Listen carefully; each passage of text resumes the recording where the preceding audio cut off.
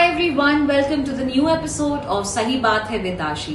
And आज का जो हमारा एपिसोड है, पॉडकास्ट है, वो बहुत ही इंटरेस्टिंग है because it is specifically based for pregnant women. Number 1, number 2 is women who are planning a family। Number 3, अगर आपको कुछ इशू आ रहा है आप उसको कैसे ठीक कर सकते हैं थ्रू आयुर्वेद। एंड इसके लिए हमारे साथ हैं आचार्य डॉक्टर प्रकृत, जो कि एक वेलनेस एक्सपर्ट हैं। Also he holds degree in naturopathy and yoga. He also is a certified doctor in electro homeopathic medicine and surgery. आइए आज हम मिलते हैं डॉक्टर प्रकृत जी से, जिनसे हम जानेंगे लाइफस्टाइल को कैसे और बेटर कर सकते हैं थ्रू आयुर्वेद। आयुर्वेद एक बहुत ही वास्ट सब्जेक्ट है, और जैसा कि हमने परिचय में जाना प्रकृत जी के, डॉक्टर प्रकृत जी के परिचय में, कि ये एक आयुर्वेदा एक्सपर्ट हैं। तो आज हम आयुर्वेदा में फोकस करने वाले हैं गर्भावस्था पे, दैट इज प्रेगनेंसी पे। सो प्रकृत जी, बिफोर हम लोग शुरुआत करें इस पॉडकास्ट की, मैं जानना चाहूंगी कि आयुर्वेदा शब्द का अर्थ क्या है। तो आयुर्वेद दो शब्दों का संधि है, आयु जोड़ घन वेद। आयु का अर्थ जो हमारा एज है, एज फैक्टर जो मनुष्य का है या अन्य जीवों का है, और वेद मतलब ज्ञान, जो आयु का ज्ञान कराता हो। ओके। तो उसे हम आयुर्वेद कहते हैं। लेकिन अब यहाँ पर एक समस्या आती है कि आयुर्वेद को क्या केवल हम संस्कृत ग्रंथ माने, कि वो केवल संस्कृत ग्रंथ में जो लिखा हुआ है केवल वही आयुर्वेद है? तो नहीं। आयुर्वेद कहता है कि हर वो चीज़ या हर वो विधि जो मनुष्य के आयु को एक क्षण के लिए भी बढ़ा दे, वो आयुर्वेद है। अब वो मॉडर्न साइंस भी हो सकती है, होम्योपैथी भी हो सकती है, नेचुरोपैथी भी हो सकती है, और जो आयुर्वेद आज हम जिसे आयुर्वेद कह रहे हैं वो आयुर्वेद भी हो सकता है। तो कहीं ना कहीं आयुर्वेद मतलब एक इसका ये भी मीनिंग होता है कि आयुर्वेद को फॉलो करे तो आपकी आयु को थोड़ी और बढ़ा सकती है। आयु इसके बढ़ाने लाइफस्टाइल के लिए ही है। जैसे आयुर्वेद हम अपने आयु को अच्छी प्रकार से, मान लीजिए कि अगर हम 100 साल जी रहे हैं जी। और 50 प्रकार की बीमारियां हैं, वैसा जीवन का क्या करेंगे? जी, सही बात। तो आयुर्वेद कहता है हित हितम सुखम दुखम आयुर्तस्य हिता हितम मानम च तच्च युत्रोक्तम आयुर्वेदः स उच्यते। कि इसमें 4 प्रकार के आयुओं का वर्णन है, हितायु, अहितायु। हितायु अर्थात अगर आप मान लीजिए 100 वर्ष तक जी रहे हैं, है ना? जी। तो उसमें कहीं आप सुखपूर्वक हैं या नहीं हैं? 100 वर्ष तक जी रहे हैं लेकिन दुखी हैं, भयंकर भयंकर रोगों से ग्रसित है, क्या फायदा? तो ऐसे आयु का क्या लेना देना, क्या फर्क पड़ जाएगा? और उसी प्रकार से अगर आप 20 वर्ष जी रहे हैं और कोई रोग नहीं है आपको, तो ये मैटर करता है। लेकिन 20 वर्ष में ही अच्छे से आप जी लिए और अचानक से आपको हार्ट अटैक आ जाए, तो भी आयु निष्फल रह जाएगी, क्योंकि आप अपने कर्तव्य कर्म पूर्ण नहीं कर पाएंगे, न राष्ट्र के प्रति, न समाज के प्रति, न धर्म के प्रति, वंश भी नहीं आगे बढ़ना है। तो आयुर्वेद कहता है कि आयु को इतना बड़ा करो और इस तरह से बड़ा करो कि वो सुखपूर्वक बीते, समाज का भी कल्याण कर पाओ, राष्ट्र का भी कल्याण कर पाओ, और अपने वंश का भी कल्याण कर पाओ। वहीं से आता है आयुर्वेद। आयुर्वेद का संपूर्ण ज्ञान वहीं से आता है। और इस आयुर्वेद को हम लोग कभी भी सिर्फ एक टेक्स्ट बुक के रूप में ना देखें तो ज़्यादा अच्छा है। वो हर वो चीज़ जो विज्ञान है और वो मनुष्य की आयु को बढ़ाता हो, वो आयुर्वेद ही है। समझ गए। और आयुर्वेद एक्चुअली है तो बहुत ही वास्ट सब्जेक्ट, क्योंकि आपने कहा कि हर एक चीज में आयुर्वेद का कंसेप्ट आ सकता है कहीं ना कहीं। मनुष्य जीवन में हर चीज़ आयुर्वेद ही है। अगर हम आपसे बात कर रहे हैं और क्रोध रूप में बात करें, तो जिस तरह के हार्मोन सिक्रीशंस होंगी मेरे शरीर में, वो मेरी आयु को घटाएंगी जी। अधिक क्रोध, अधिक चिंता, अधिक उदासीनता, ये आयु को घटाती है। तो आयुर्वेद ये भी कहता है कि इस उदासीनता को, इस क्रोध को नियंत्रित कैसे करें, जिससे आयुर्वेद बड़ा हो जाए, हमारी आयु बड़ी हो जाए। तो हमें इन चीज़ों पे ध्यान रखना है कि हर वो चीज़ जो जीवन जीने के लिए उपयोगी है या आवश्यक है, वो सबका वर्णन कहाँ मिलेगा? आयुर्वेद में। तो आयुर्वेद वास्ट साइंस तो है, लेकिन उतना ही सामान्य है। जैसे अगर हम कहें कि हमें भूख लग रही है, तो खाना जो खाना है, खाने का जो इच्छा है, ये आयुर्वेद के अंतर्गत ही आता है। लेकिन क्या खाना है इसकी जानकारी तो हमें नहीं है जी। वो आयुर्वेद पूरा पूरा आपको बताता है। तो यहाँ पर हमें देखना है कि आयुर्वेद हर एक विषय में हो सकता है। आप पढ़ाई कर रहे हैं, वहाँ भी आयुर्वेद है। और अगर आप किसी के प्रेम में है तो भी आयुर्वेद है, क्योंकि आयुर्वेद ये भी बताता है कि प्रेम कैसे करना है, कैसे साथ में रहना है एक समाज में, कैसे बंध करके रहना है, वो सारी विषय इसमें आ जाती हैं। किस स्थान पे रहना है, ये भी आयुर्वेद का विषय है। ऐसा नहीं कि जहाँ पर आप मनुष्य को जीने के लिए सुख सुविधाएं उपलब्ध ना हो और हम वहाँ जीने चले जाएं। रेगिस्तान में अगर हम जिएंगे तो अन्य भोजन कहाँ से आएंगे? सही बात। तो वो भी आयुर्वेद का विषय है। और आयुर्वेद में ज्योतिष और वास्तु ये सभी चीज़ें इंक्लूडेड है। अगर हम इनको पृथक पृथक देखेंगे तो आयुर्वेद इनकम्प्लीट हो जाएगा। Got it. जी। और आयुर्वेद बहुत ही वास्ट सब्जेक्ट है। तो बट आज का जो हमारा पॉडकास्ट है स्पेशली एक सब्जेक्ट को उसमें और हमने बहुत छोटे पार्ट में डालकर फोकस किया है कि आज का जो हमारा टॉपिक है वो है प्रेगनेंसी पे, कि आयुर्वेद का क्या इम्पोर्टेंस है फॉर प्रेगनेंसी एंड क्या इम्पैक्ट करता है अगर एक प्रेग्नेंट पर्सन पे, या फिर जो प्रेगनेंसी प्लान कर रहे हैं, या फिर जो अभी डिलीवरी दिए हैं इनफैक्ट।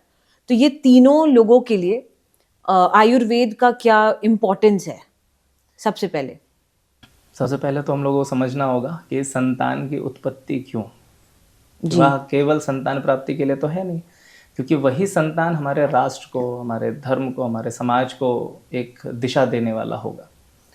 तो संतान की इच्छा केवल वंश के लिए नहीं है, उस समाज को सुदृढ़ करने के लिए है। और बल बुद्धि अगर अच्छी ना हो, आयु अच्छी ना हो, तो संतान का कोई लाभ भी नहीं है, ना समाज को ना घर को। हम खुद परेशान हो जाते हैं बच्चे अगर बहुत अधिक रोगी रहते हैं तो आयुर्वेद अगर सामान्य रूप से देखा जाए तो हम जानते हैं सनातन धर्म में 16 संस्कार होते हैं।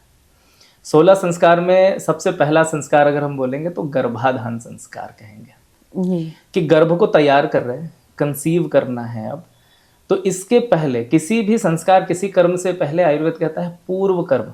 जैसे उपवास से पहले एक पूर्व कर्म होगा, उपवास को प्रधान कर्म करेंगे, और जब ये उपवास संपन्न हो जाएगा तो में हम पश्चात कर्म करेंगे, अर्थात पुनः जो भोजन प्रारंभ करना है उसको किस प्रकार से करना है इसके विषय में वो बताती है। तो जब गर्भ में किसी आत्मा का आवाहन कर रहे हैं तो उससे पहले हमें पूरे शरीर को तैयार तो करना होगा जी। शरीर में अगर रोग आदि है या किसी न्यूट्रिशन की डिफिशियंसी है तो उसको ठीक करनी होगी, पूरी करनी होगी। तो आयुर्वेद कहता है पहले पूर्व कर्म, पूर्व कर्धन, अर्थात कम से कम 40 दिवस पूर्व, 40 दिन कम से कम, उससे पहले आपका शरीर शोधित होना चाहिए। माता पिता दोनों अपने शरीर को पंचकर्म के माध्यम से या अन्य शोधन क्रियाओं के माध्यम से सफाई करें। पंचकर्म क्या हो गया? पंचकर्म 5 प्रकार के कर्म हैं जिसमें वमन, विरेचन आदि आते हैं। पंचकर्म इस तरह से समझिए कि टॉक्सिन का एक्यूमुलेशन बॉडी में हो गया तो हम क्लेंस कर रहे हैं। जैसे आंतों में अगर मल इकट्ठा हो गया, कॉन्स्टिपेशन बहुत अधिक हो गया, तो हम पंचकर्म में विरेचन के माध्यम से उसकी सफाई कर लेंगे, पित्त रोगों को शांत करते हैं उससे। तो ये 5 कर्म होते हैं और इनके माध्यम से जो भी आपको रिक्वायर्ड होगा उस समय आपके शरीर को आपके वैद्य देख करके वो बताएंगे और वो शोधन के माध्यम से सफाई कर लेंगे। मिनिमम 40 दिन बिफोर प्लानिंग कंसीव करने के लिए, प्रेगनेंसी प्लान करने के पहले हाँ, गर्भाधान से पहले 40 दिन कम से कम आपको साधना करनी है। साधना मतलब पहले सफाई कर लिया, और सफाई के बाद ये 40 दिन जो है इसमें हम लोग स्थापन, अर्थात जो शरीर है उसमें पोषक द्रव्यों का भोजन ग्रहण करेंगे और ये शरीर हमारा पोषित हो जाएगा जी। जब धातुएं पुष्ट हो जाएंगी तो उससे जो संतान उत्पन्न होंगी, जो गर्भाधान होगा, उस श्रेष्ठ संतान के लिए होगा। अब ये तो गर्भाधान। कई लोग आजकल बोलते हैं मॉडर्न साइंस में कि सेक्स एजुकेशन इज बहुत ज्यादा इम्पोर्टेंट है, तो हमारे यहाँ संस्कृति में ऐसी नहीं। गर्भाधान पूरा सेक्स एजुकेशन है। आप अगर उसके विषय में जानेंगे तो आपको समझ में आएगा कि स्त्री का शरीर, पुरुष का शरीर कैसे उसको तैयार करना है, उसके कौन कौन से अंग हैं जो ये सूचना देते हैं कि शरीर अभी तैयार नहीं है। जब तैयार हो जाएगा तो वो स्वतः ही आपको समझ में आने लगेगा। सबसे पहले तो आप देखेंगे कि आज हम लोग सुबह उठते हैं जी और अंगड़ाई लेकर के उठते हैं और रहता है कि नहीं थोड़ी देर और सो जाते हैं, ये अच्छा संकेत नहीं है। दिन ऐसा होना चाहिए जब सुबह उठ रहे हैं तो इतना रिजुविनेटिंग, जब सुबह उठे तो एकदम लगे कि नया जीवन मिल गया, आज तो मज़ा ही आ गया। अगर इस तरह से दिन आपकी हो रही है तो आप लगभग तैयार हैं। भूख समय पर लग रही है तो हाँ, आपका डाइजेस्टिव फायर अच्छा है। पाचन सही प्रकार से आधे घंटे के अंदर आपका पेट हल्का हो जा रहा है, पाचन बहुत अच्छा चल रहा है। निष्कासन, जो मल बना भोजन के बाद, जो उसका निष्कासन है वो भी समय पर हो जा रहा है, तो शरीर तैयार है। लेकिन इनमें से कोई भी क्रिया अगर भली प्रकार नहीं हो रही है तो शरीर अभी तैयार नहीं है। गर्भाधान के लिए हमें तैयारी नहीं करनी चाहिए जी। तो इस तरह से पहले तो तैयारी कर लिया, ये हमने पूर्व कर्म कर लिया। और प्रधान कर्म गर्भाधान, तो उसके लिए पूरी व्यवस्थाएं हैं। जैसे राजा दशरथ, पहले तो हम ये बताने से भूल जाते हैं गर्भाधान करना कैसे। यज्ञादि होता है उस दिन, समाज के कई लोग आते हैं, बड़े बुजुर्ग, और हमें आशीर्वाद देते हैं उसके लिए। इससे आप देखेंगे पॉजिटिव एनवायरनमेंट तैयार हो जाता है। अभी तो संतानें ऐसी होती हैं कि माँ अपने बच्चे के पिता को या फिर बोलेंगे हस्बैंड को सरप्राइज देती हैं, आप पिता बनने वाले हैं। जी। लेकिन ऐसा होना तो नहीं चाहिए।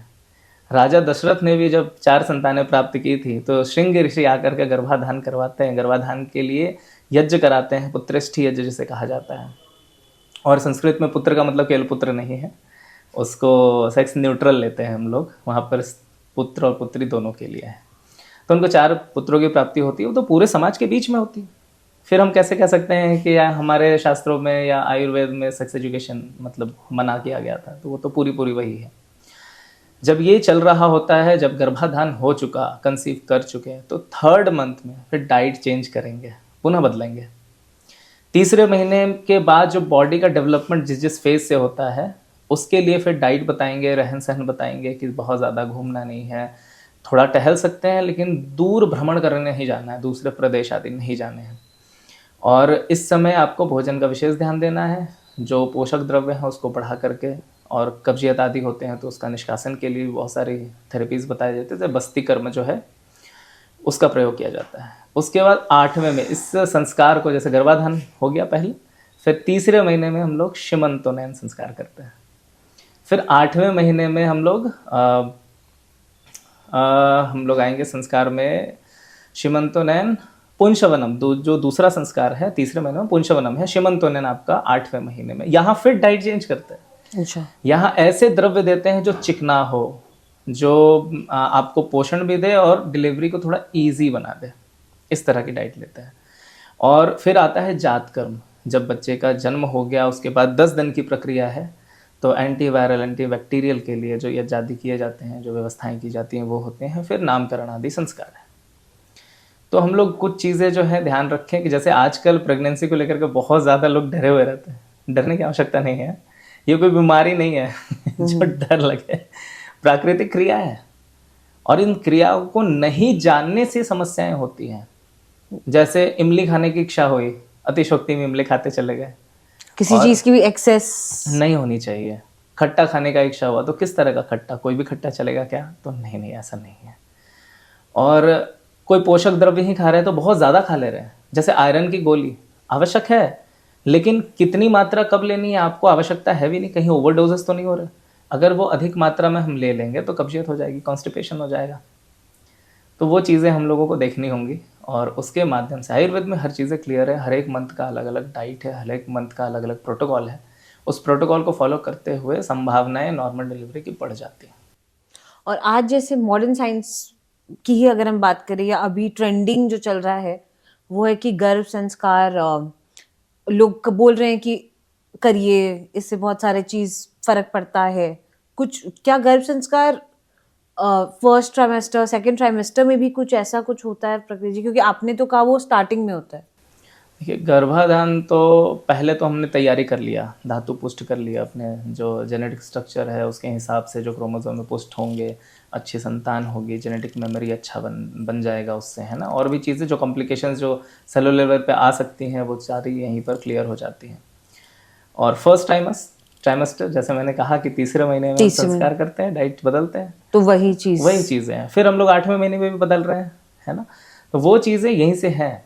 लेकिन आयुर्वेद का जो देखने का नज़रिया है वो थोड़ा सा डिफरेंट है। मॉडर्न एस्पेक्ट्स अगर हम देखेंगे तो हो सकता है कि वो लगे हमें कि नहीं, ये तो कुछ अलग ही जा रहा है। लेकिन हर एक पैथी का एक अपना प्रोसेस होता है, और वो प्रोसेस प्रूवन है, तभी वो प्रोसेसेस चल रही हैं आज भी। तो हमें उन पर रिलाई करना चाहिए। और ऐसा नहीं है कि मॉडर्न साइंस अगर कहता है कि ये चीज़ें खाना है, वो नहीं खाना है, तो हमें उस पॉइंट ऑफ व्यू से देखना चाहिए। आयुर्वेद को हमने बहुत बहुत संकीर्ण नज़र से देखा है। हमें लगता है कि आयुर्वेद तो है वही चूरन चटनी है ना, ऐसा भी नहीं है। और आयुर्वेद का कोई साइड इफेक्ट नहीं है, ये भी सही नहीं है।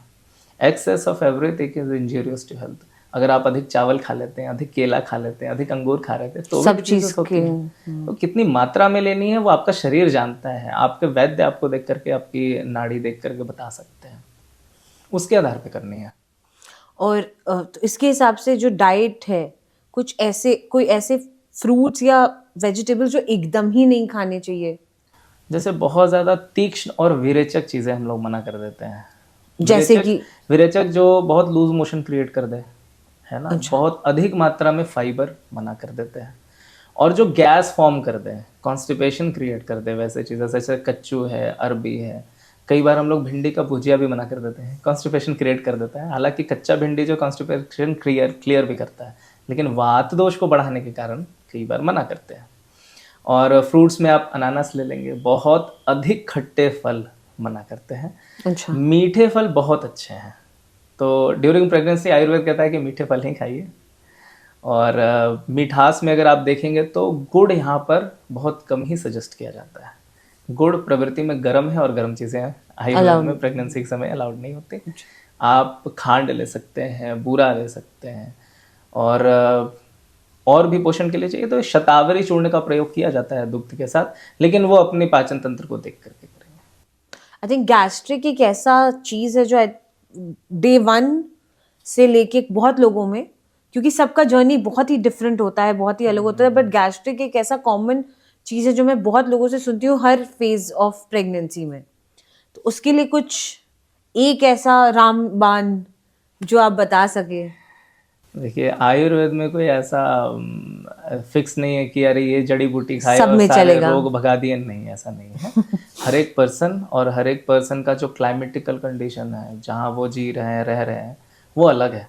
उसके अकॉर्डिंग हाँ, ये कॉमन कॉज इसलिए भी हो जाता है कि हम लोग कई बार आयरन की गोलियां जो लेते हैं उससे भी कॉन्स्टिपेशन के मेडिकली प्रूव है ना जी।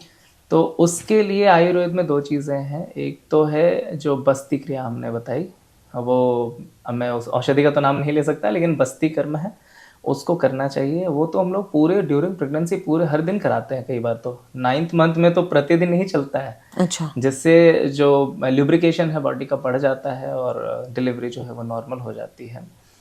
तो ये तो एक हो गया। दूसरा फैक्टर ये है कि कॉन्स्टिपेशन आपके डाइट के कारण भी हो रहा होगा, तो उसका डाइट में आपको देखना प्रॉपर हाइड्रेशन मिले, हर चीज़ है एक बराबर मात्रा में और सीजन के अकॉर्डिंग नहीं होनी चाहिए।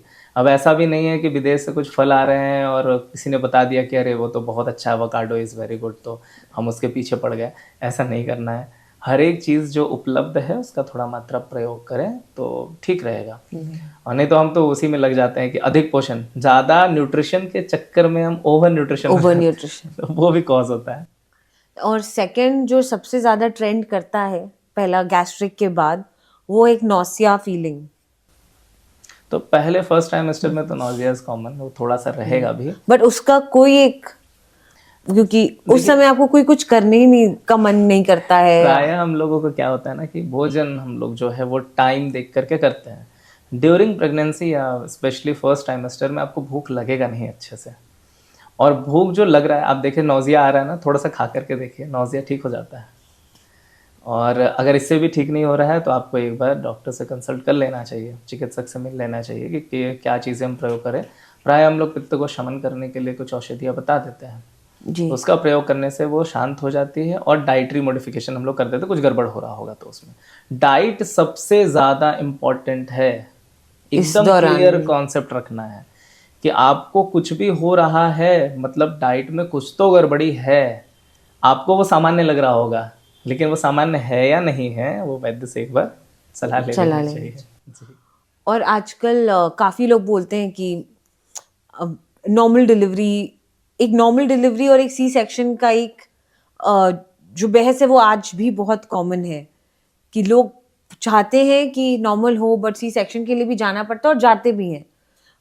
इसमें आयुर्वेदा का क्या सजेस्ट या मतलब वो रहता है कि what is the kind of delivery Ayurveda suggest करता है? देखिए, हर चीज़ जो प्राकृतिक है वो प्राकृतिक ही है, और उसके बेनिफिट्स हैं, साइड इफेक्ट्स जी। तो कुछ भी नहीं है, ठीक है। कई बार हमें सुनने आता है कि अरे उनका नॉर्मल डिलीवरी हुआ था, ये कॉम्प्लिकेशंस आ गए, तो हाँ बिल्कुल आए होंगे, क्योंकि बिफोर प्रेगनेंसी जो गर्भाधान है उसके बारे में आपने नहीं सोचा होगा, या ड्यूरिंग प्रेगनेंसी आपने प्रॉपर डाइट वगैरह नहीं लिए थे, आप कुछ उल्टा पुल्टा खा लिए होंगे, केमिकल चीज़ें ज़्यादा खा लिया होगा आपने, इस तरह की कॉम्प्लिकेशंस आई होगी जिसके कारण ये चीज़ें हो जाती हैं। कई बार हमारे कर्मों का भी है कुछ, उसका भी भूलना नहीं चाहिए, योगदान तो वहाँ पर भी है। और नॉर्मल डिलीवरी हमेशा अच्छा है, थोड़ा कष्ट ज़रूर होता है, लेकिन वो ममत्व जो माँ के अंदर आ रहा है वो कहाँ से आ रहा है, बड़े कष्ट से पाला भी जाता है, बहुत सारे कष्ट भी होते हैं, लेकिन एंजॉय करने वाली चीज़ें भी हैं, है ना। लेकिन अगर नहीं होता है तो भी सी सेक्शन बुरा, मतलब अब सेकंड ऑप्शन तो वही है। आयुर्वेद में भी सर्जरियाँ होती थी, जी, तो वो लास्ट ऑप्शन, लास्ट। प्राइमरी पे नहीं रखेंगे कि नहीं हम तो सी सेक्शन ही कराएंगे, उतना दर्द कौन सहेगा। आप अगर आयुर्वेद का पूरा डाइट प्रोटोकॉल आपने फॉलो किया है तो एक्सट्रीम पेन तो बिल्कुल नहीं होगा। और अभी तो व्यवस्थाएं कुछ ऐसी भी बन रही हैं, पहले पानी के अंदर ही डिलीवरी करवाया जाता था, जी। वैसा टब वगैरह बना करके। अब फॉरेन में ये स्टार्ट हो गया है, भारत में भी देखिए कब तक हो जाता है। इनफैक्ट रांची में भी मैं सुनी हूँ, लोग मेरे कुछ फ्रेंड्स का इनफैक्ट हुआ भी है, गरम कोसे पानी में डिलीवरी। पहले डिलीवरी उससे ही होती थी आयुर्वेद में, अब वो चीज़ें थोड़ी बदल गई हैं, हमें 5 स्टार टाइप का कुछ व्यवस्था चाहिए, पेन ना सहना मेरे बच्चे को तुरंत निकालने। तो फिर वो जब बच्चे सी सेक्शन से होते हैं, कॉम्प्लिकेशंस उसके साथ आती हैं। मैं नहीं करूँगा कि बहुत ज़्यादा भी, क्योंकि किसी किसी में बहुत ज़्यादा आती हैं, किसी किसी में थोड़े आते हैं, लेकिन आते ज़रूर है। जैसा कमर का दर्द हो गया, इन्फेक्शन वगैरह होने का खतरा तो बना ही रहता है। कई बार जो है दूध वो नहीं होता, मदर मिल्क नहीं हो पाता है, तो बच्चे को फिर दूसरा फीड कराना होता है, उससे भी बच्चे को बहुत सारे डिजीजेज हो जाते हैं, तो वो चीज़ों पे ध्यान रखना होगा। और तो पहला हो गया जो प्रेगनेंसी प्लान कर रहे हैं 40 दिन उससे पहले डिटॉक्स मोड में कर रहे। बिल्कुल। दूसरा है जब ऑलरेडी प्रेग्नेंट हो गए हैं, अब प्रेगनेंसी के कितने दिन तक, डिलीवरी के कितने दिन तक रेस्ट में रहना चाहिए या डाइट, एक पर्टिकुलर डाइट में रहना चाहिए और बाकी अपने फिटनेस पे नहीं जाना चाहिए? हाँ, आयुर्वेद में डिलीवरी के तुरंत बाद एक्सरसाइज तो बिल्कुल मना है। हाँ, वात बढ़ता है, दर्द होते हैं, तो उस समय मालिश वगैरह का व्यवस्था किया जाता है। कई बार सी सेक्शन हो जाता है तो सी सेक्शन के 6 महीने के बाद भी मालिश कराते हैं। अच्छा। लेकिन इस 6 महीने के बाद आप एक्सरसाइज शुरू कर सकते हैं, थोड़ा थोड़ा करके स्टार्ट कर सकते हैं, एक्सट्रीम पे तुरंत ही नहीं जाना है। क्योंकि बॉडी को पूरा सेट होने में कम से कम 6 महीना तो लग जाता है। जी। और अगर 6 महीने के बाद भी अगर आपका बॉडी लग रहा है कि नहीं बहुत ज़्यादा फूला हुआ है या कोई कॉम्प्लिकेशन आ रही है, तो एक बार डॉक्टर से मिल लेना चाहिए, एक्सपर्ट से, तो ठीक रहेगा। और पहले के ज़माने में जैसे 40 दिन का एक होता था, डिलीवरी के जस्ट बाद 40 डेज का एक रेस्टिंग पीरियड। वो तो वैसे तो 40 दिन तो मिलना ही चाहिए, है ना। वो इसलिए भी होता है कि धातुएं पुष्ट हो जाती हैं, जो एक्सट्रीम पेन आपने उस समय सहा है उससे बहुत बार वीकनेस आ जाती है शरीर में। दूसरा, बच्चे और माँ दोनों के लिए वायरल और बैक्टीरियल इन्फेक्शन का खतरा भी उस समय रहता है, ज़्यादा रहता है कंपेरेटिवली, क्योंकि ब्लड का फ्लो भी कहीं रहता है लंबे समय तक। 40 दिन तक मिनिमम माना जाता है कि उस समय तक सब कुछ नॉर्मल हो जाता है, वो मेंसेस जैसा ही फ्लो होता है, लेकिन अंदर जो भी यूट्रस में रह गया है वो सारी चीज़ें निकल जाती हैं। उस समय हम लोग अजवाइन का पानी वगैरह सजेस्ट करते हैं, और बस इतना ही काफ़ी है 40 दिन। लेकिन ऐसा भी नहीं है कि आप बिल्कुल टहल नहीं सकते घूमने से पहले। 10 दिन थोड़ा ज़्यादा कॉम्प्लिकेटेड होता है, उसके बाद थोड़ा घूम सकते हैं, घर के अंदर टहलिए, बस खुले जगह में जहाँ वातावरण बहुत ज़्यादा गंदा हो या बहुत तेज़ हवा चल रही हो वहाँ मना करते 40 दिन तक। उसके बाद तो थोड़ा जा सकते हैं। और जैसे आपने वो कहा ना अजवाइन पानी, तो क्या इस पूरे 9 मंथ्स के दौरान गैस नहीं होने या बेटर फील करने के लिए अजवाइन पानी का सेवन करना चाहिए? नहीं, ये प्रवृत्ति में गर्म है। अगर आपका डाइट अच्छा होगा तो आपको कॉन्स्टिपेशन होगा ही नहीं, गैस का प्रॉब्लम होना ही नहीं है। ये क्योंकि ये सब चीज़ बहुत ट्रेंड करते हैं अभी रील्स में, अजवाइन, जीरा पानी, इसलिए मैं सोची आपसे पूछ रहा हूँ। गर्म चीज़ें प्रायः आयुर्वेद में प्रेगनेंसी के दौरान जो है मना ही कर देते हैं, क्योंकि इससे मसल डायलेशन होने का संभावना रहता है और मसल डायलेशन से कई सारी कॉम्प्लिकेशंस आ सकती हैं। लेकिन अगर फिर भी आपको ऐसा कोई समस्या है तो एक्सपर्ट से मिलना बहुत ज़्यादा ज़रूरी है। इस समय डॉक्टर के संपर्क में रहिए, वही डॉक्टर के संपर्क में रहिए जो डॉक्टर डायरेक्टली आपसे बात कर सके। जी, मोस्ट अप्रोचेबल डॉक्टर। हाँ, बस वो ध्यान में रखना है।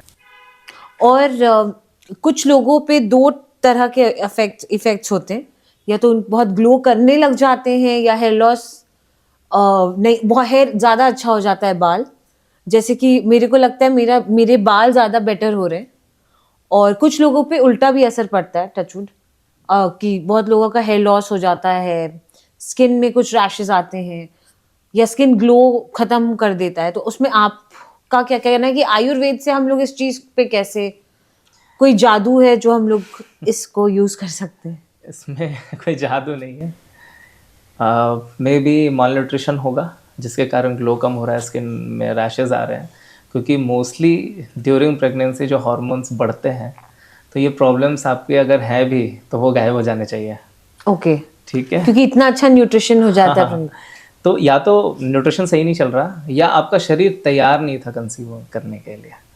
तो वो चीज़ें हम लोगों को देखनी होंगी कि क्यों हो रहा है। हेयर फॉल तो हो नहीं सकता ड्यूरिंग प्रेगनेंसी, हेयर फॉल नहीं मतलब होगा। चीजें अच्छी हो जाती हैं। अच्छी ही होंगी, हमेशा अच्छी होंगी, क्योंकि ये एंजॉय करने वाली चीज़ है ना। आप अपना चेहरा देखेंगे और वो ग्लो नहीं कर रहा, अच्छा नहीं दिख रहा, तो आप तो स्ट्रेस्ड हो जाएंगे, तो बेबी हेल्थ के लिए अच्छा क्योंकि नहीं ऑलरेडी स्ट्रेस में है सब। है। बिल्कुल। बहुत लोग का एक अलग जर्नी चलता है, कि एक स्ट्रेस है जो हमेशा रहता भी है कांस्टेंट, क्योंकि इतने सारे चेंजेस हो रहे हैं बॉडी में। बट उसके बाद ये स्ट्रेस के होते हुए कैसे एक जो भी संतान आ रहा है उसको हैप्पी या हेल्दी संतान कैसे लाए, कि वो हेल्दी रहे, हैप्पी रहे, खास करके। एक तो डाइट का रोल है, दूसरा मेंटल स्टेबिलिटी, उसके लिए फैमिली सपोर्ट चाहिए। बट क्या मेंटल जो दौरान रहता है, एज इन जो माइंड में चलता है या जो भी चलता है, वो बहुत फर्क पड़ता है? ये कुछ मिसकंसेप्शंस भी हैं। हाँ, अगर आप अंडर स्ट्रेस्ड हैं, डिप्रेशन में हैं, तो आपके बॉडी में बहुत सारी चीज़ें होती हैं। जैसे अगर उसी समय कोई इमरजेंसी क्रिएट हो जाए तो बॉडी जो है इमरजेंसी मोड में शिफ्ट हो जाएगी, बहुत सारे ग्रोथ जो है वहीं पर रुक जाएंगे, हार्मोनल चेंजेस होंगे उससे। तो इसीलिए फैमिली का सपोर्ट या जो समाज है उसका सपोर्ट बहुत ज़रूरी है, ताकि जो मदर है, जो आगे माँ बनने वाली हैं, उनको हमेशा एक फेवरेबल कंडीशन या एनवायरनमेंट मिलता रहे जिससे वो खुश रहें।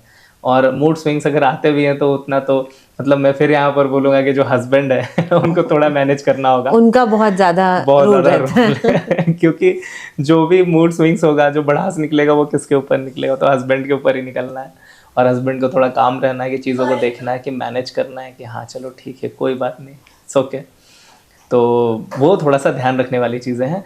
और अगर हाँ सच में अगर कोई कॉम्प्लिकेशन आ रही है, इस तरह की स्किन डिजीज़ बढ़ रही हैं, हेयर फॉल बहुत ज़्यादा हो रहा है, तो आपको डॉक्टर से मिलना चाहिए।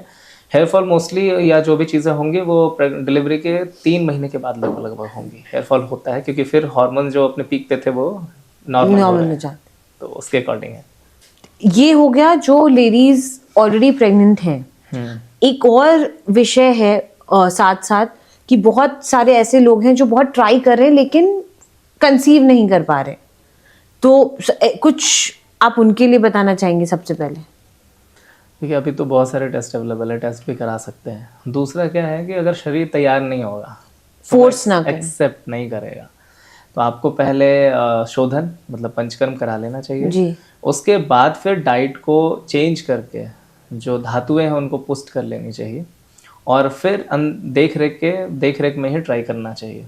क्योंकि होता क्या है ना कि हमारा डाइट अच्छा नहीं होता, बॉडी जो है वो 70% अल्कलाइन है और 30% एसिडिक है, और डाइट ऑलमोस्ट जो आज हम लोग कर रहे हैं वो 80% एसिडिक है या ज़्यादा ही है जी। तो ऐसे कंडीशन में बॉडी कंसीव नहीं करना चाहेगा। मेडिकेशन के माध्यम से अगर हम उसको फोर्सफुली कराते भी हैं तो बेबी का हेल्थ अच्छा नहीं होगा।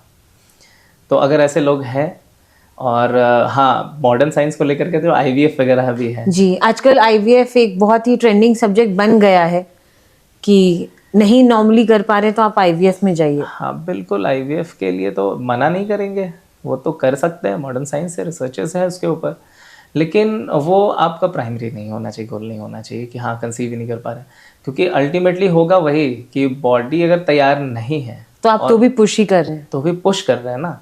और अगर बॉडी हेल्दी नहीं है और आप IVF के माध्यम से ट्राई कर लेते हैं, वो कंसीव कर भी लेते हैं, तो बेबी का हेल्थ पे कितना इफेक्ट होने वाला है। तो सबसे अच्छा तो है कि पहले हम हेल्दी हो जाएं और फिर इसके लिए ट्राई करते हैं। उसके बाद भी नहीं होता, IVF है अपने पास, ऐसा नहीं कि उससे भागना है, किसी चीज़ से डरनी नहीं है, ये लास्ट ऑप्शन हो सकती है। और तो एक और चीज़ थी प्रकृति जी की, आयुर्वेद में भी ऐसा कुछ है क्या IVF जैसा? या आयुर्वेद में अब एक वो विषय उठेगा तो फिर बहुत सारे चीज़ें आएंगी, लेकिन पहले नियोग होता था इस विषय में, है ना। तो इस तरह से मॉडर्न साइंस जब डेवलप हो गया है तो ये ज़्यादा बेटर ऑप्शन है उस नियोग से। नियोग के विषय में फिर कभी चर्चा करेंगे हम लोग, लेकिन नियोग एक विषय है उसमें। आयुर्वेद में अगर देखा जाता था, है ना, कि फादर और मदर में क्या प्रॉब्लम आ रही है, अगर फादर में कोई प्रॉब्लम है तो फिर उसके रिप्लेस करते थे चीज़ों से। तो नहीं, ऐसा आयुर्वेद में इस तरह का बहुत एडवांस अभी तो मेरे नज़र में नहीं है, अभी नहीं है। लेकिन मोस्टली जो केसेस हैं उसमें नेचुरली आप कंसीव कर सकते हैं, बस आपको शोधन करना होगा और चीज़ें ठीक हो जाएंगी। और काफ़ी ये भी सुनते हैं कि किसी बहुत सारे महिलाओं को सिस्ट का बहुत एक कॉमन प्रॉब्लम हो गया, सिस्ट, फाइब्रॉइड्स। तो या तो उनको बोला जाता है कि आप कंसीव नहीं कर पाएंगी, या तो आप जल्दी कर लीजिए कि आगे जाके दिक्कत होगा। तो इसका भी कोई उपाय रहता है आयुर्वेद में? और हम बोलेंगे नेचुरोपैथी में बिल्कुल इसका उपाय है। आयुर्वेद, नेचुरोपैथी, होम्योपैथी, ये सारे नेचुरल प्रोसेसेस हैं और इसमें इलाज तो बिल्कुल है जी। और आपको, हाँ, अगर आप केवल मेडिसिन पे निर्भर करते हैं तो फिर तो गड़बड़ है। आपको सिर्फ मेडिसिन का रिजल्ट नहीं देखना चाहिए, क्योंकि कई बार मेडिसिन फंक्शन नहीं कर पाती अगर उसको प्रॉपर प्लेटफॉर्म नहीं मिले, एनवायरनमेंट ना मिले तो। जी। आयुर्वेद कहता है कि किसी भी डिजीज़ का कारण, कॉज ऑफ डिजीज़, वो टॉक्सिन का एक्यूमुलेशन है।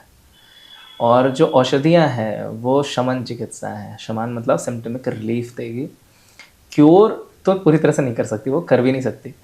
आपको अपने लाइफस्टाइल को चेंज करना ही होगा ताकि शोधन हो सके। जो मल इकट्ठा हुआ, जो टॉक्सिन का एक्यूमुलेशन हुआ, उसको निकालने के लिए आपको शोधन करना होगा। और मेडिसिन सिम्टमिक रिलीफ या आराम के लिए बहुत अच्छी हैं। तो अगर कोई लाइफस्टाइल चेंज नहीं करते हैं और वो नेचुरल थेरेपीज़ ले रहे हैं या मेडिसिन ले रहे हैं तो बहुत अच्छा रिजल्ट नहीं मिलने वाला है। हो सकता है टेम्परेरी आपको आराम मिल भी जाए, लेकिन वो लॉन्ग टर्म नहीं है, वो वैसे ही चलेंगे। तो हाँ, सिस्ट और फाइब्राइड्स जो है उसको क्योर करने के लिए पहले अपने बॉडी को तैयार करिए, क्लिनजिंग प्रोसेस में डालिए, एंड उसके बाद भी कंसीव कर सकते हैं। बिल्कुल कर मतलब ये मिथ है कि नहीं होगा उसके बाद? हाँ, ये मिथ ही है, क्योंकि मेरे तो बहुत सारे पेशेंट ऐसे हैं, मेरे आचार्यों के और मेरे जो प्रोफेसर्स हैं उनके बहुत सारे पेशेंट हैं जो मैंने अपने आँख से देखे हैं कि हाँ बिल्कुल ठीक होते हैं और ठीक होने के बाद कंसीव करते हैं, हेल्दी बेबी है। तो बिल्कुल ही निश्चिंत रहना चाहिए, इसके बारे में नहीं सोचना चाहिए, है ना। और एक अचानक मेरे मन में आया कि घी का सेवन करना चाहिए या नहीं करना चाहिए इन ऑल द 3 सिचुएशंस, जो कंसीव नहीं कर पा रहे हैं, जो कंसीव ऑलरेडी कर चुके हैं और जो कंसीव करना चाहते हैं इन फ्यूचर। पहली बात तो घी शुद्ध होनी चाहिए, वो बिलोना तरीके से बनी होनी चाहिए, है ना, क्योंकि उसमें कहीं ना कहीं कोई प्रोसेस तो है जो गड़बड़ हो जाता है। जैसे दूध की मलाई से अगर हम घी बना रहे तो घी नहीं है, बटर ऑयल बोल सकते हैं उसे। और मुझे लगता था वो शुद्ध है, ये मैं भी बनाती थी। नहीं, वो शुद्ध नहीं है उसे उतना अच्छा नहीं मानते।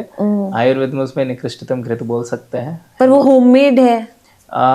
थोड़ा सा मार्केट के हिसाब से तो वो थोड़ा ठीक भी है, मार्केट से थोड़ा बेटर है, बट लेकिन वो बटर ऑयल ही है, वो घी नहीं है। घी को बनाने का प्रोसेस अलग है। उस प्रोसेस से जब जाएंगे तो वो घी आपको रिजुविनेट करेगा, पोषण देगा, है ना।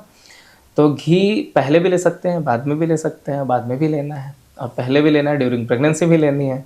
8वें महीने तो विशेष करके एक जो श्रीमंतोन्नयन संस्कार होता है उसमें एक विशेष खिचड़ी बनती है जी, जिसमें तिल, चावल, मूंग दाल और घृत, 3 चीज़ों को तो हम लोग मिला रहे बराबर मात्रा में। और घृत कितना डालना है तो इतना डालना है कि उसमें चेहरा आपका दिखे। अच्छा। और फिर उसका 1 से 2 चम्मच सेवन करवाते हैं। ये कौन 8वें महीने? 8वें महीने में। तो घृत तो बहुत ज़्यादा इंपॉर्टेंट है। हाँ, अगर आप कंसीव नहीं कर पा रहे हैं या उससे पहले आप शोधन कर चुके हैं और 40 डेज़ का जो पीरियड है कंसीव करने से पहले, तो उसमें बताया जाता है अलग अलग औषधियों वाला घृत, जैसे शतावरी घृत आदि है, ये सजेस्ट करते हैं, वो डॉक्टर की सलाह से ही लें। ये कभी ना माने कि आयुर्वेद का कोई साइड इफेक्ट्स नहीं है, बिल्कुल। मतलब इसमें भी गूगल ना करके नहीं जाए, कभी गूगल के लिए मत जाइए।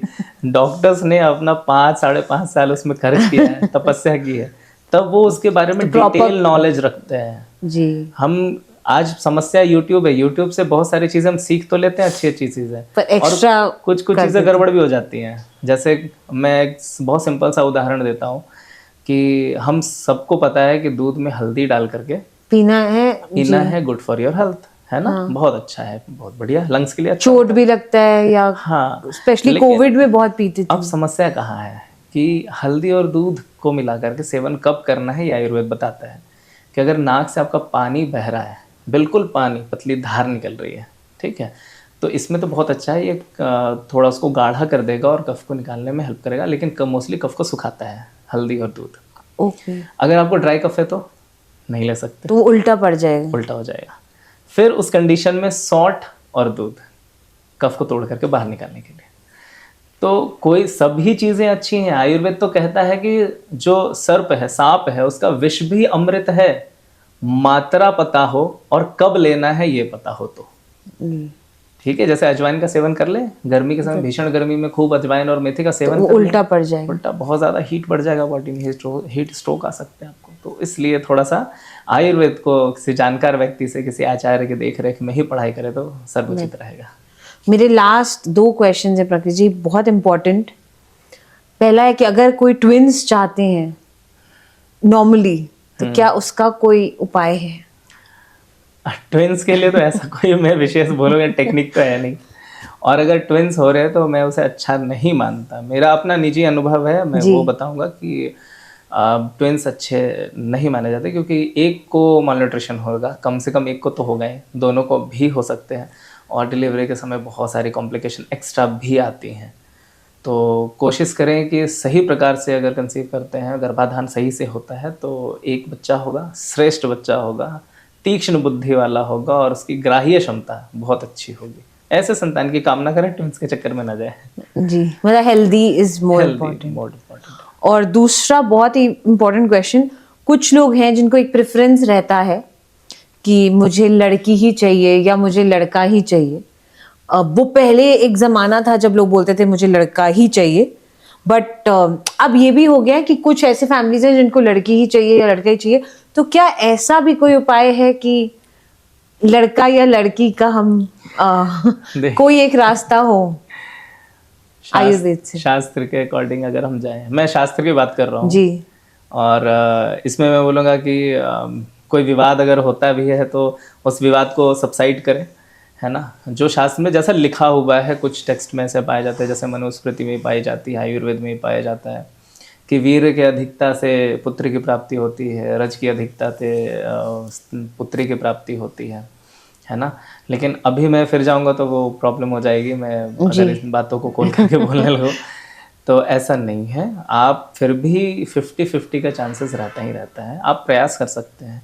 उसमें प्रेगनेंसी में मेंस्ट्रुएशन साइकिल्स को भी काउंट किया जाता है, और पुरुष का कितना महत्व है उसमें, वीर्य का, उसको देख करके चला जाता है। लेकिन फिर भी मैं बोलूँगा कि अगर कोई बोल रहा है कि मैं गारंटी देता हूँ 100% नहीं, लड़का हो जाएगा, आपको लड़की हो जाएगा, बिल्कुल नहीं। और मेरे पास तो कई लोग ऐसे आते हैं कि नहीं नहीं आचार्य जी लड़का हो जाए, ऐसा कुछ हो जाए, तो मैं तो हाथ जोड़ लेता हूँ कि भाई साहब ये चीज़ें मेरे से नहीं हो पाएंगी, आप कोई और दूसरा व्यक्ति ढूंढ लीजिए। लेकिन जो भी अगर बोल रहा है ऐसा, तो आपको धोखा ही दे रहा है, ऐसा होगा नहीं।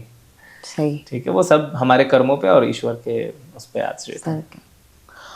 तो अब तो प्रकृति जी, मैं खुद आपके कंसल्टेशन में हूँ लास्ट 6 महीने से इनफैक्ट, और कुछ आप मुझे एक सजेशन देना चाहेंगे अभी, क्योंकि अब मतलब ending of 2nd trimester and अगले महीने से 3rd ट्राइमेस्टर शुरुआत हो जाएगी, तो एक कोई ऐसी चीज जो मुझे एकदम खास करके ध्यान रखनी चाहिए?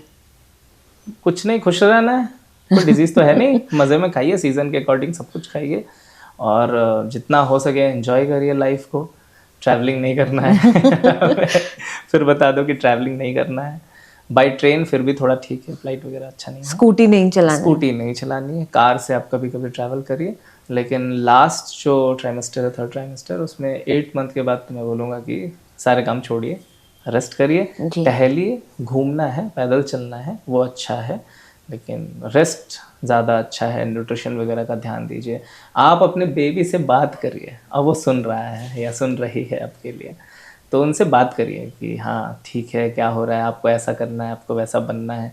फोर्स नहीं है, मेरी इच्छा है ये ऐसा नहीं कि हाँ तुमको डॉक्टर बनना है, बाहर आते के साथ इंजीनियर बनना है, तो ऐसे रोबोट नहीं बनाना। उनको बोलना है कि मेरी इच्छा ये है और अपने सुख के बारे में, अपने दुख के बारे में, जो भी चीज़ें आपके मन में चल रही हैं वो डायरेक्टली बात करिए उनसे, हाथ अच्छा। पेट पे हाथ रख करके उनसे बात करिए, फील करिए कि क्या हो रहा है, क्योंकि आपसे तो जुड़े हुए है ना, तो अभी आप ही बात कर सकते हैं।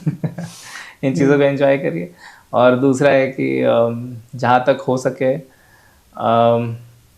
ये मूड स्विंग्स का बहाना बना करके हस्बैंड को ज़्यादा नहीं परेशान करें। कई बार ऐसा हो जाता है कि अच्छा हाँ डॉक्टर साहब ने तो बोला मूड स्विंग होता है। तो हाँ, ये एक बहाना बन जाता है प्रेगनेंसी। हाँ वो चीज़ें नहीं करनी है, रिलैक्स रहना है, बाकी सब ठीक है, हंसते रहिए। एक बहुत इंपॉर्टेंट क्वेश्चन है प्रकृति जी, हर इंसान के लिए, मेल फीमेल सबके लिए, एक लाइफस्टाइल इन जनरल कैसा होना चाहिए, बिकॉज इतनी बड़ी जिंदगी है। देखिए कुछ नियम हैं जिसको हम लोग यूनिवर्सल लॉ बोलते हैं, या अगर हम वेद की दृष्टि से देखें तो ईश्वर द्वारा प्रतिपादित प्राकृतिक नियम, जी। जो नेचुरल लॉ है, जिसको यूनिवर्सल लॉ भी बोल रहे हैं, ये फिक्स्ड है और इस नियम को हम चेंज नहीं कर सकते। मनुष्य कितना भी प्रयास कर ले इसे चेंज नहीं कर सकते, वो वैसा ही एज इट इज़ है। तो हमें नियम के अकॉर्डिंगली चलना है, ना कि हमारे हिसाब से नियम बदलेंगे। जी। तो इसमें आयुर्वेद कहता है 4 पिलर्स हैं एक स्वस्थ जीवन के, जो जीवन शैली है उसमें 4 चीज़ें आती हैं। एक है पहला आहार, दूसरा है विहार, तीसरा है व्यवहार और चौथा है प्रकृति का स्पर्श। आहार हो गया डाइट एंड न्यूट्रिशन, जैसे कितना पकाना है, कैसे पकाना है, किस ऋतु में खाना है, कहाँ का खाना है। क्या विदेश का फल ला करके यहाँ खा सकते हैं? नहीं, आपको वही खाना है विच जहाँ पे आप हैं। सीजनल एंड रीजनल, जो सीजन का हो और आपके रीजन का हो, आपके जलवायु का हो, जी। वो आपके हेल्थ के लिए ज़्यादा बेनिफिशियल है। दूसरा कैसे पकाना है। अब मसालों को भून करके काला नीला पीला कर देंगे तो उसका न्यूट्रिशन वैल्यू घट जाता है। तो मसाला खाने हैं, ऐसे नहीं कि मसाला बंद ही कर देना है, मसाले खाने हैं लेकिन उसको सही तरीके से पकाएंगे। कैसे? बॉयल करके। ठीक है। तो ये पूरी एक विधि है कि कैसे पकानी है, कैसे खानी है, कब खानी है। प्रोबायोटिक दही में तो है लेकिन वो श्रोत अवरोधक भी है, मतलब कॉन्स्टिपेशन क्रिएट कर सकता है। तो वो चीज़ें हम लोगों को देखनी होंगी। ये आयुर्वेद बहुत वास्ट है, तो कौन किन से चीज़ें किस ऋतु में, ऋतु अर्थात सीज़न, सीज़न अर्थात महीना नहीं, मंथ नहीं, सीज़न अर्थात जो सीज़न अभी चल रहा है। कहीं ग्रीष्म ऋतु चल रहा है, कहीं वर्षा ऋतु चल रहा है, कहीं ऑटोमन है, सेम फेज़ है। यहाँ पर अगर मैं झारखंड की बात करूँ तो यहाँ गर्मी है, किसी दूसरे प्रदेश में ठंड होगा। तो दोनों जगह के ऋतु अलग होगी, मास एक ही जैसा है, ऋतु अलग है तो भोजन बदल जाएगा। तो ये हो गया आहार। दूसरा है विहार, फिजिकल एक्टिविटी। इसमें 2 चीज़ें बहुत महत्वपूर्ण है। पहला तो पसीना निकले, जितना हो सके एक्सरसाइज करिए। और इस एक्सरसाइज को कंप्लीट कैसे करना है, हम ये लोग यहाँ भूल जाते हैं। हम लोग वार्म अप एक्सरसाइजेस करते हैं, बाकी एक्सरसाइज करते हैं, कूल डाउन एक्सरसाइज नहीं करते। ऐसे समझिए कि आप परपेंडिकुलर टू ग्रेविटेशन फोर्स हैं, हम सारे काम फॉरवर्ड बेंडिंग के कर रहे हैं। तो इससे प्रॉब्लम क्या होती है, बॉडी की इलास्टिसिटी घटती भी है। इस इलास्टिसिटी को आप जितना मेंटेन करेंगे आप उतने यंग हैं। उम्र मैटर नहीं करता, एज फैक्टर नहीं है इसमें। अगर आप 70 के भी हैं, बॉडी इलास्टिसिटी से भरा पूरा है, फ्लेक्सिबल है, आप जवान रहेंगे। तो इसके लिए रीढ़ की हड्डी को पीछे मोड़ना है, जैसे भुजंग सेतुबंध मार्जरी मत्स्यासन है, ये करने हैं। इससे बहुत सारे, जैसे 80% माइग्रेन के पेन है ही नहीं, वो नर्व कंप्रेशन के कारण है। और जब आप स्कैन कराएंगे तो चूंकि एटमॉस्फेरिक प्रेशर और ग्रेविटेशनल पुल कम हो गया सीधे लेट जाने से, तो वो दिखेगा भी नहीं रिपोर्ट में और हम लोग परेशान होते हैं। तो जब आप इस तरह से कर लेंगे, बैक मसल स्ट्रेंथन हो जाएगा, बहुत सारी चीज़ें ठीक हो जाएंगी। तो ये तो हो गया आहार और विहार। हो सकता है ये दोनों आपका अच्छा हो, लेकिन व्यवहार गड़बड़। व्यवहार मतलब इमोशनली आप सही नहीं है, आप बहुत ज़्यादा गुस्सा आ रहा है आपको, आप डिप्रेस्ड हैं, स्ट्रेस है, तो इससे स्ट्रेस हार्मोन्स रिलीज होते हैं हमारे बॉडी में। और जब ये स्ट्रेस हार्मोन्स बहुत ज़्यादा होंगे, कॉर्टिसोल वगैरह बढ़ेगा, तो ये ऑर्गन को भी अफेक्ट करते हैं। जैसे एड्रेनल ग्लैंड्स एक्टिवेट होकर के एड्रेनल का सिक्रीशन करेंगे तो हमारे बॉडी पे प्रेशर बढ़ जाता है जी। और जब ये प्रेशर बढ़ता है तो बॉडी बहुत सारे ऐसे काम, ऐसे चीज़ों को, सिग्नल्स को स्विच ऑफ कर देता है जो आपको अभी पता चलनी चाहिए। जैसे आपको भूख लगा हो या आपको यूरिन की अर्ज आती हो और इमरजेंसी कहीं क्रिएट हो, मान लीजिए कहीं जा रहे हैं, कुछ कोई मारने के लिए आ गया, दौड़ाया, मुझे सांप दौड़ा दिया, कुत्ते ने दौड़ा दिया, हम भागते हैं। उस समय अर्ज ऑफ इमरजेंसी भागना और बचाना है, फाइट और फ्लाइट है ना। उस समय यूरिन की अर्जेंसी स्विच ऑफ, और इसको कंटिन्यूअसली लंबे समय तक करेंगे तो बहुत सारे कॉम्प्लिकेशंस किडनी में आ सकती हैं। ये जो कॉर्टिसोल लेवल बार बार स्ट्रेस डिप्रेशन में जो हम जा रहे हैं आज की डेट में, तो ये चीज़ें बढ़ गई हैं। तो इसको स्टेबल कैसे करना है? तब आता है ईश्वर स्तुति उपासना प्रार्थना।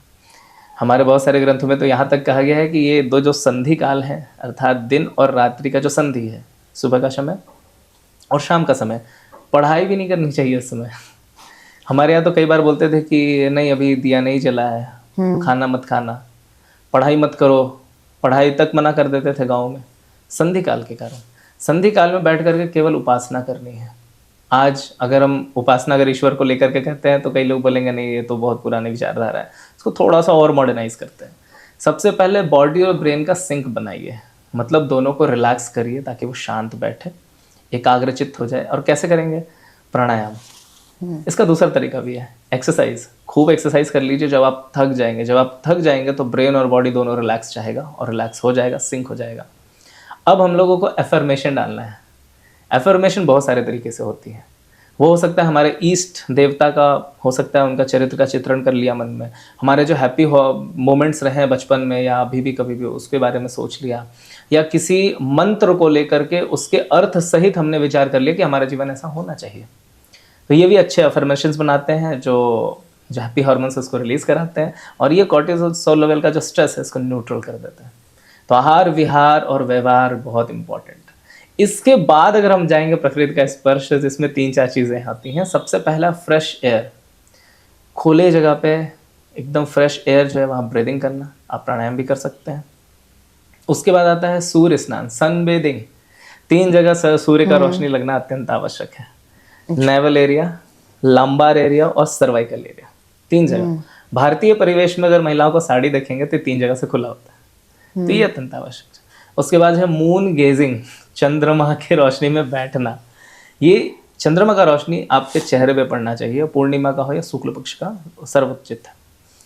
उसके बाद आता है अर्थिंग थेरेपी, जिसको आजकल 0 वोल्ट थेरेपी से भी बहुत प्रचलित कर रहे हैं, कि बॉडी में बहुत सारे इन्फ्लामेशंस हो जा रहे हैं, इंसोमनिया जो हो जा रहा है, स्ट्रेस हो रहा है, उसको रिलीज कर सकते हैं अगर मात्र 15 मिनट आप डायरेक्ट पृथ्वी के संपर्क में आ जाते हैं तो ये 4 चीज़ें हैं पिलर्स।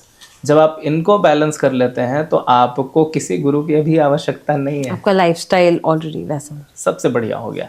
और ये कहीं भी कर सकते हैं, कहीं भी कर सकते हैं।